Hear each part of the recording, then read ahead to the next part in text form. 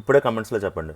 అయితే మ్యాటర్ ఏంటంటే నేను నా ఫ్రెండ్స్ని కలిసినప్పుడు జిమ్కి వెళ్ళినప్పటికీ, ఇప్పుడు మేము ఎవరో జిమ్కి వెళ్ళి వర్కౌట్ చేయట్లేదు, ఇప్పటికి మా లైఫ్లో కానీ మా బాడీలో కానీ జరిగిన కొన్ని చేంజెస్ గురించి మీరు డిస్కస్ చేసుకున్నాం. ఒక ఫ్రెండ్ అంటాడు, జిమ్కి వెళ్ళినప్పుడు మా అమ్మ ఏ పని చెప్తే ఆ పని చేసేవాడిని, చాలా యాక్టివ్గా ఉండేవాడిని, అస్సలు బద్ధకం అనేది ఉండేది కాదు. కానీ ఇప్పుడు నేను జిమ్కి వెళ్ళట్లేదు, మళ్ళీ నాకు ఫుల్గా బద్ధకం వచ్చేసి అసలు మంచం దిగట్లేదు, అలా ఫోన్ పట్టుకొని స్క్రోల్ చేసుకుంటున్నాను అని చెప్పాడు. ఇంకో ఫ్రెండ్ అంటాడు, నా టెస్టోస్టెరాన్ లెవెల్స్ బాగా డ్రాప్ అయిపోయింది, మాక్సిమం ఒక రౌండ్కి నేను అవుట్ అయిపోతున్నాను, అస్సలు స్టామినా ఉండట్లేదు, జిమ్కి వెళ్ళి మళ్ళీ నా టెస్టోస్టెరాన్ మళ్ళీ బూస్ట్ చేసుకోవాలి అని చెప్పి ఇంకొకడు అంటాడు. ఇంకొక ఫ్రెండ్, అరే జిమ్కి వెళ్ళినప్పుడు నాకు అసలు మందు మీద సిగరెట్ మీద నాకు అస్సలు ఇంట్రెస్ట్ ఉండేది కాదు, చాలా తొందరగా క్విట్ చేయగలిగాను, కానీ ఇప్పుడు నేను మళ్ళీ జిమ్కి వెళ్ళడం మానేశాను, డ్రింక్ చేస్తున్నాను, స్మోక్ చేస్తున్నాను, కంట్రోల్ చేసుకోలేకపోతున్నాను అన్నాడు. నా ఫ్రెండ్స్ అనే కాదు, నాకు కొంతమంది క్లయింట్స్ గురించి కూడా నేను కొన్ని చెప్తా. ఒక క్లయింట్ అయితే కంప్లీట్గా ప్యారలైజ్, అతను 24/7 అలా మంచం మీద ఉన్న అతను